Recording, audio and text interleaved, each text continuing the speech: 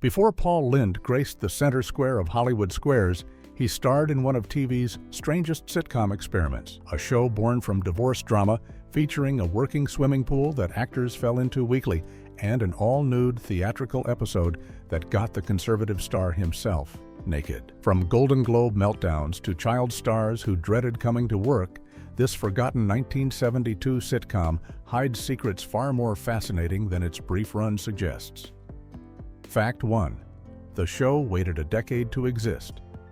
The Paul Lynde Show didn't just appear out of nowhere in 1972, it had actually been waiting in the wings for an entire decade before it finally made it to television. The story begins all the way back in 1962, when CBS was convinced that the Dick Van Dyke Show was going to be canceled due to low ratings. Network executives started looking for a replacement, and they found a stage play called Howie, written by Phoebe Efron. The play told the story of a conservative lawyer whose life gets turned upside down when his daughter marries an unemployed slacker named Howard, who everyone calls Howie. CBS thought this premise had potential, so they commissioned a pilot episode with Paul Lynde playing the frustrated father-in-law. The network was ready to put the show on their fall schedule and say goodbye to Dick Van Dyke. But then something unexpected happened.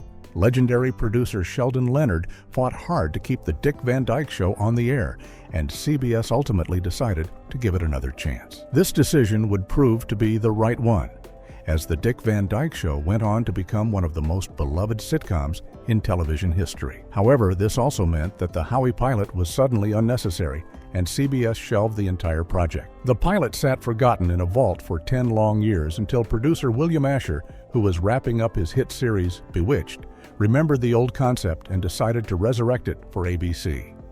By the time the Paul Lynde Show finally aired in September of 1972, Paul Lynde was reprising a role he had originally filmed when John F. Kennedy was still president. Fact 2. Created from a messy divorce.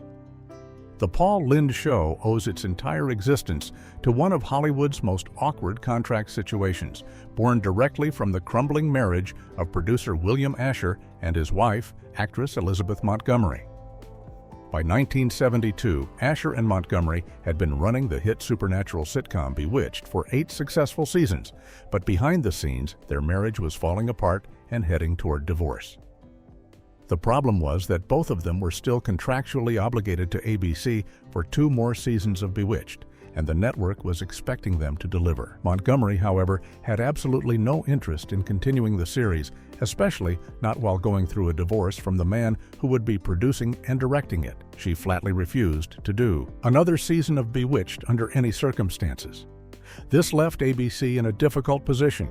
They had binding contracts with both Asher and Montgomery, but they couldn't force her back onto a show she wanted nothing to do with. The network needed to find a creative solution that would fulfill these contracts without making everyone miserable. Their answer was to create an entirely new show that would satisfy Asher's production obligations while letting Montgomery off the hook completely. ABC turned to Paul Lynde, who had appeared 11 times on Bewitched, playing the mischievous Uncle Arthur, and was also under contract to the network. By giving Lynde his own sitcom produced by Asher, ABC could technically fulfill the contractual requirements they had with both Asher and Lynde without forcing Montgomery back into an impossible working situation. The Paul Lynde Show was literally born from this divorce drama, and another show called Temperatures Rising was created to complete the remaining contract obligations. Fact 3. It had a real working pool. Most sitcoms from the 1970s used painted backdrops or simple outdoor sets to represent their characters' backyards. But the Paul Lynde Show went in a completely different and much more expensive direction by installing a fully functional swimming pool right there on the soundstage. This wasn't just a shallow prop pool filled with a few inches of water. It was an actual working swimming pool that could be used for real swimming scenes, which was extremely unusual for a multi-camera sitcom filmed in front of a live studio audience. The production team at Screen Gems built this elaborate backyard set specifically so they could use the pool as a recurring comedic element throughout the series. The writers quickly made falling into the pool a signature running gag for Paul Lynde's character, and episode after episode would find some excuse for him to end up splashing into the chlorinated water while fully dressed in his suit and tie. Sometimes he would stumble backward during an argument with his son-in-law Howie.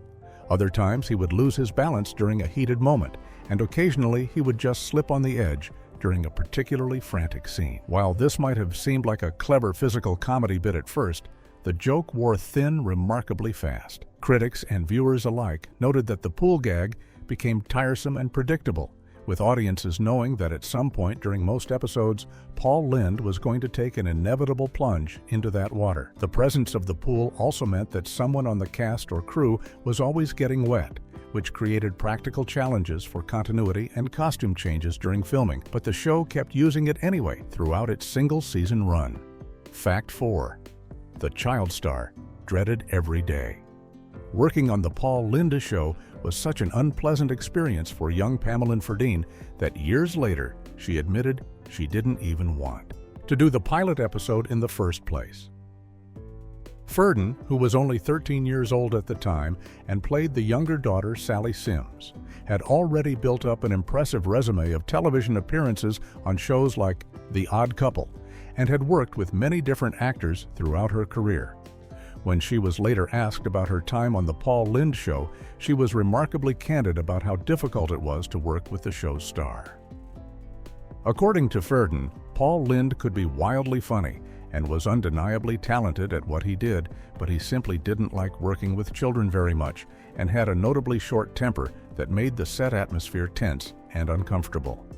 She specifically mentioned on her social media accounts that the show wasn't a fun experience for her and that she found the working environment challenging throughout the production. Ferdine went on to say that she had a much better relationship with Tony Randall when she appeared on The Odd Couple, suggesting that Lynde's behavior stood out as particularly difficult compared to other adult actors she had worked with during that period of her career. Despite being a professional child actress who understood the demands of television production, Ferdine found the entire experience unpleasant enough that she was actually relieved when the show was canceled after just one season due to low ratings, bringing an end to what had been a genuinely difficult job for the young performer. Fact 5. Lynde got naked on network TV. One of the most surprising episodes of the Paul Lynde show pushed the boundaries of what was acceptable on 1970s network television with an episode appropriately titled No Nudes is Good Nudes. The episode aired on October 4, 1972, and featured a storyline where Paul's son-in-law Howie gets a job performing in an all-nude theatrical production called Oh Bombay, which was a clear parody of the controversial real-life nude musical Oh Calcutta that was shocking Broadway audiences at the time. In the episode, Paul's conservative lawyer character is absolutely horrified that his son-in-law would participate in such a scandalous production, and he spends most of the episode trying to get the show shut down before opening night. Throughout the story, Paul repeatedly calls all the participants in the nude production nudie loonies and pushes the mayor to fulfill his campaign promise about cleaning up the city and putting an end to this kind of entertainment. The ironic twist comes when Paul discovers that the mayor's brother-in-law is actually the one producing the show, which complicates his crusade considerably. But the biggest shock comes at the very end of the episode when Paul himself somehow ends up becoming one of the nude performers in the production, completely reversing his moral stance from earlier in the story. While the episode obviously didn't show actual full nudity on network television, the implication was clear, and the episode became one of the most talked about installments of the series for its willingness to tackle such risque subject matter during prime time. Fact 6. The wedding happened in the pool. The Paul Lynde show found one of its most creative uses for that expensive swimming pool set in an episode titled To Wed or Not to Wed, which aired on November 1, 1972. The episode begins with the Sims family discovering a shocking piece of news. Barbara and Howie's marriage isn't actually legal because the minister who performed their wedding ceremony had let his license expire before their wedding day, meaning they had never been officially married at all. This creates a major crisis for Paul's conservative lawyer character, who is already uncomfortable with his hippie son-in-law living in his house. And the situation becomes even more scandalous when Barbara and Howie initially decide they would rather just live together without getting remarried, which was extremely controversial for network television in 1972. Paul is absolutely beside himself with worry about what the neighbors will think and spends much of the episode trying to convince the young couple to make their relationship legal. Eventually, Barbara and Howie do agree to have a proper wedding ceremony, but they insist on doing it their way rather than having a traditional church wedding that Paul would prefer. The couple decides to hold their second wedding ceremony right there in the Sims family backyard swimming pool, with both the bride and groom standing in the water surrounded by their family and friends in what became a quintessentially hippie-style celebration. This pool wedding scene became one of the most memorable and talked about moments in the entire series, finally giving that elaborate swimming pool set a purpose beyond just having Paul fall into it every week. Fact 7. Security escorted Lynde from the Golden Globes. Paul Lynde's one and only nomination for The Paul Lynde Show ended in what became one of the most embarrassing moments of his career at the 30th Annual Golden Globe Awards ceremony on January 28, 1973. Lynde had been nominated for Best Actor in a Musical or Comedy Series for his work on the show, which was a significant achievement considering the series was struggling in the ratings and facing an uphill battle against powerhouse competition like The Carol Burnett Show. The award that night was ultimately given to Redd Foxx for his role in the hit sitcom Sanford and Son, which was a reasonable choice given how successful that show had become.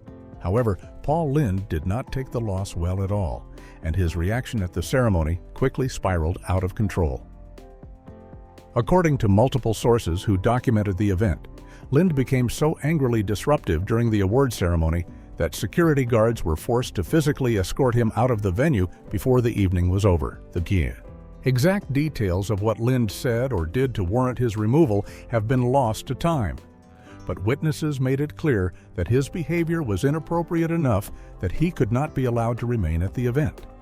This incident became part of the legend surrounding Paul Lynde's volatile temperament and tendency toward public outbursts when things didn't go his way, adding another layer to his complicated reputation in Hollywood as someone who was undeniably talented but also extremely difficult to work with when he felt slighted or disappointed.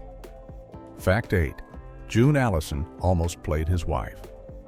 The role of Martha Sims, Paul Lynde's television wife on The Paul Lynde Show, nearly went to a much bigger Hollywood name than the actress who ultimately played the part.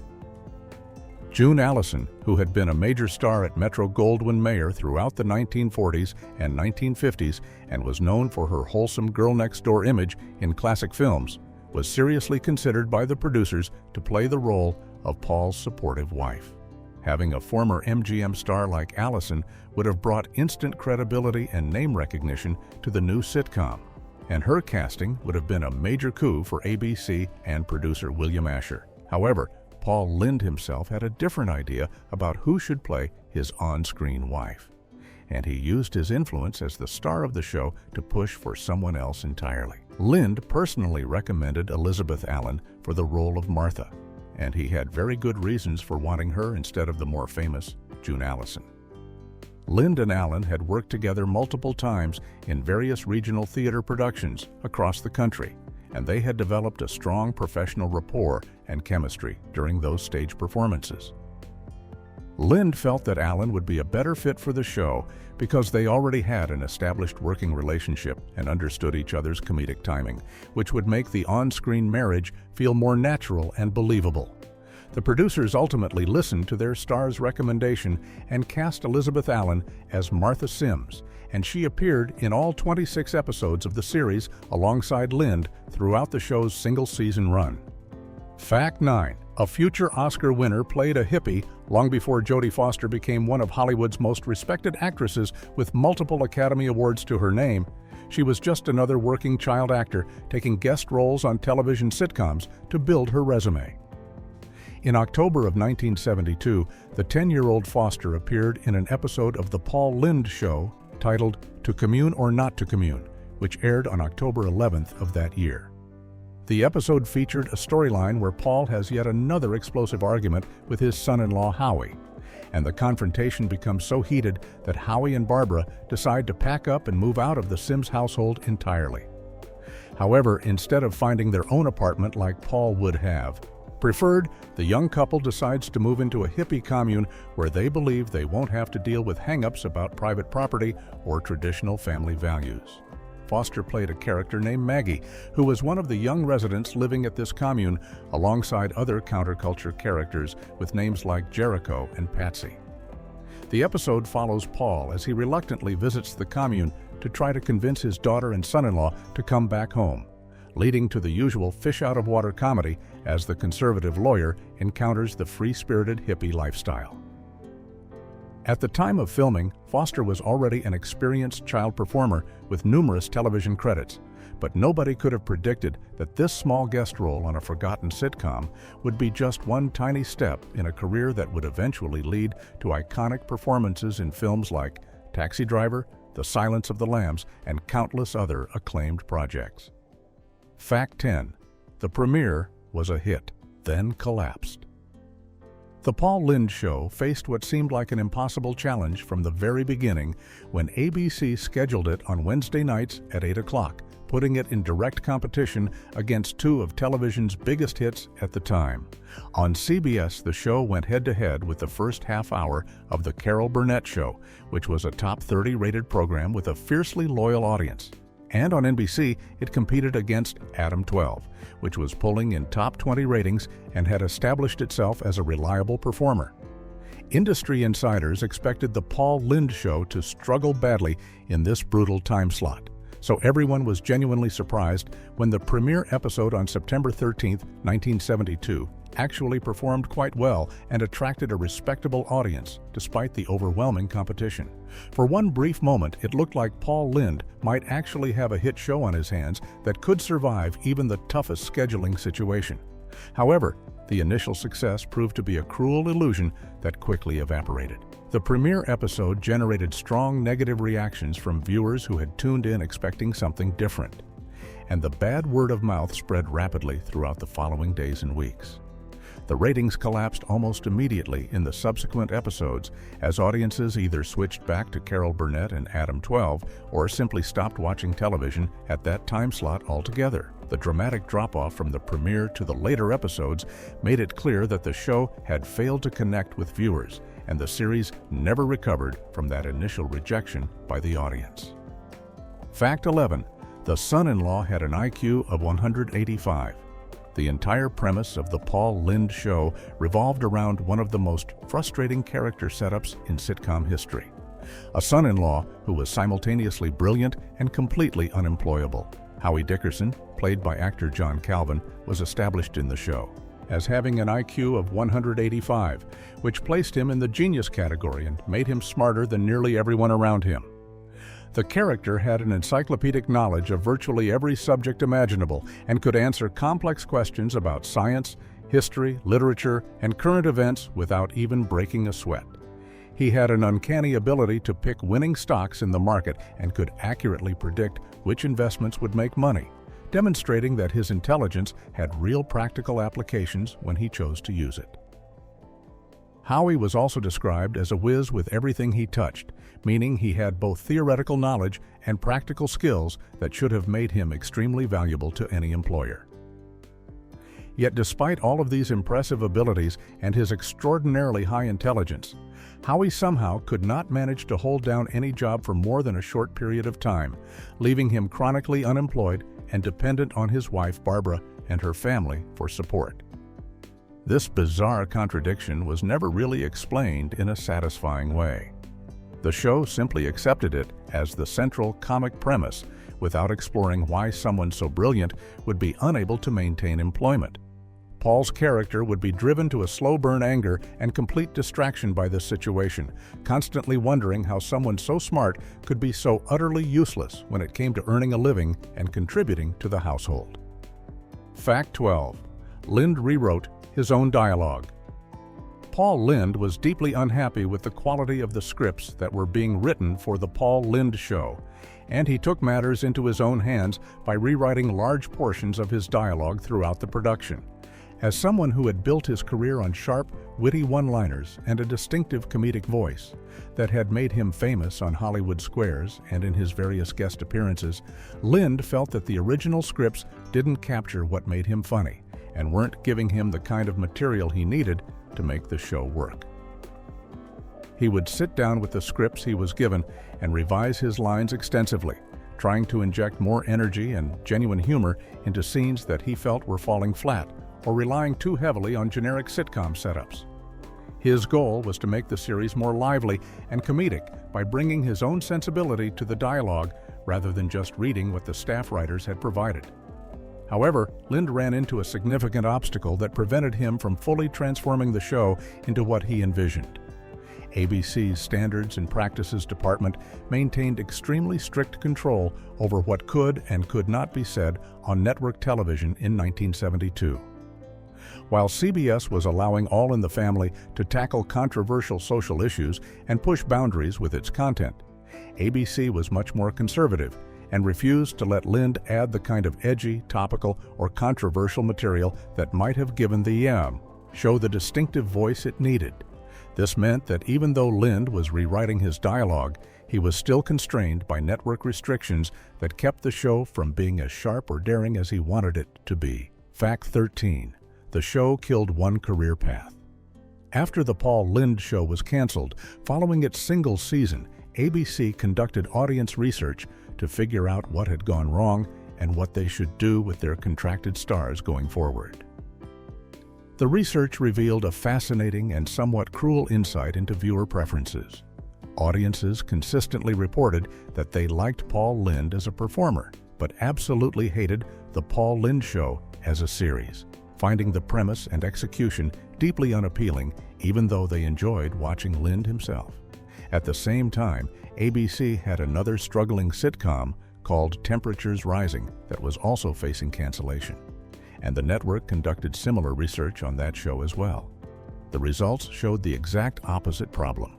Viewers liked the concept and format of Temperatures Rising, but strongly disliked the show's star, James Whitmore, who was playing the lead role. The network executives looked at these two pieces of research and came up with what they thought was a brilliant solution to save at least one of their failing shows. ABC decided to fire James Whitmore from Temperatures Rising and replace him with Paul Lynde, theoretically combining the elements that audiences liked from both shows into one successful series. This decision came over the strong objections of producer William Asher, who was producing both series and disagreed with the network's meddling, and Asher ultimately quit in protest over how ABC was handling the situation. Paul Lynde was moved to Temperatures Rising for the 1973 to 1974 season, essentially ending James Whitmore's sitcom career while giving Lynde another chance at television success. Fact 14. Lynde sweetly surprised his young co-star. Despite Paul Lynde's reputation for having a short temper and not particularly enjoying working with children, there was at least one moment during the production of The Paul Lynde Show where he showed a surprisingly tender and affectionate side to his young co-star. Pamela Ferdin, who played his daughter Sally and had previously described working with Lynde as difficult and unpleasant, later shared on social media that there was one scene that stood out as genuinely sweet in retrospect. The scene in question took place in an episode called Meet Aunt Charlotte, and it involved Paul's character coming home from work to greet his family. According to the original script, Paul was supposed to deliver his typical grumpy and frustrated lines when he saw his daughter, staying true to his character's perpetually stressed-out personality. However, when the camera started rolling, Lynde completely ignored the script and instead ad-libbed a completely different line, looking at young Ferdine and saying, "When I see you, I weep tears of joy," in a genuinely warm and affectionate tone. He then kissed her on camera, which was also not in the original script at all. Ferdine was completely caught off guard by this unexpected change and looked over at her on-screen mother, actress Elizabeth Allen, who silently gestured for her to just keep going with the scene.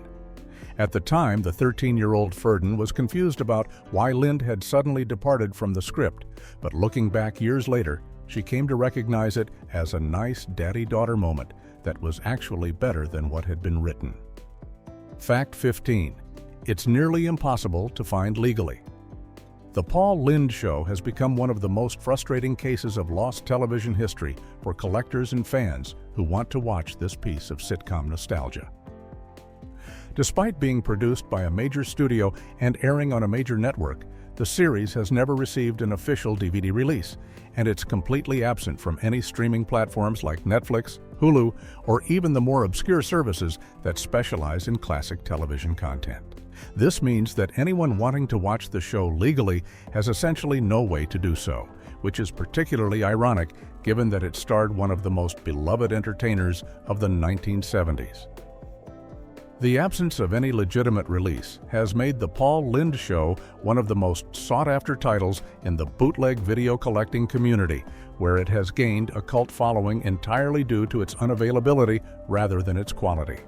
The only way most people can see the series is through poor-quality VHS bootleg copies that have been circulating among collectors for decades, with each copy being a duplicate of a duplicate of a duplicate, until the video and audio quality have degraded significantly. These bootleg sets typically come from old analog recordings that someone made when the show originally aired, or during brief rerun periods, and they don't have the crisp picture quality that modern viewers have come to expect.